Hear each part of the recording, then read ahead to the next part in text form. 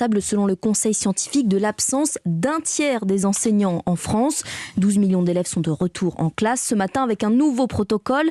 Si un cas positif est détecté, alors tous ces camarades devront présenter 3 tests négatifs, dépister donc et aérer les salles. Voilà l'autre barrière face aux variants.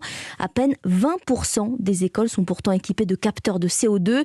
Le gouvernement a promis 20 millions d'euros d'aide aux collectivités. Louise Salé.